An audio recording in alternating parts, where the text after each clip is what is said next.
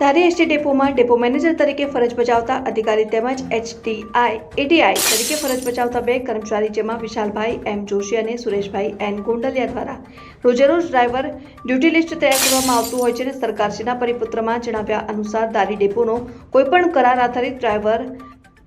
Express કે પછી લાંબા રૂટની બસો ચલાવી શકતા નથી. માત્ર કાયમી ભરતીવાળા ડ્રાઈવર જ એક્સપ્રેસ તેમજ લાંબા રૂટની બસો ચલાવી શકે છે અને હાલ ભારત ટાઈમ્સ ન્યૂઝ પાસે છેલ્લા કેટલાક દિવસોનું ધારી એસટી ડેપોનું ડ્રાઈવર ડ્યુટી લિસ્ટ હાથે આવ્યું છે અને જેમાં સ્પષ્ટપણે જોઈ શકાય છે કે ધારી ડેપો મેનેજર અને એટીઆઈ તરીકે ફરજ બજાવતા કર્મચારીઓ પોતાની મનમાની અનુસાર કરાર આધારિત ડ્રાઈવરોને લાંબા રૂટ અને એક્સપ્રેસ બસોનું સ્ટેરિંગ સોંપવામાં આવે છે. વાયરલ ડ્યુટી લિસ્ટ અંગે હવે જોવાનું એ રહ્યું કે અમરેલી જિલ્લા વિભાગીય પરિવહન દ્વારા કોઈ કડક પગલાં ભરવામાં આવે છે કે કેમ. મળતી માહિતી મુજબ અમરેલી ડેપોમાં પણ નાના અધિકારીઓનું શોષણ થતું હોય તેવું પણ સામે આવ્યું છે અને હાલ 3 નાના કર્મચારીઓએ પણ આ અત્યાચારથી આત્મહત્યા માટે ફિનાઇલ પીધેલ હોય તેવા પણ સમાચારો વાયુવેગે પ્રસારિત થઈ રહ્યા છે. ત્યારે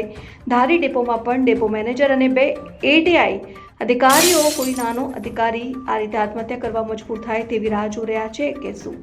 તેવી પણ લોકમુખે ચર્ચાઓ ચાલી રહી છે. અમરેલી જિલ્લાના ધારી ડેપોમાં અધિકારીઓ દ્વારા ચાલતી આ મિલીભગતનો વધુ એક વિડીયો ભારત ટાઈમ્સ ન્યૂઝમાં આવતા અંકમાં પ્રસારિત કરવામાં આવશે. તો ધારી ડેપોની આગળની પોલ ખુલતી જોવા માટે જોતા રહો ભારત ટાઈમ્સ ન્યૂઝ.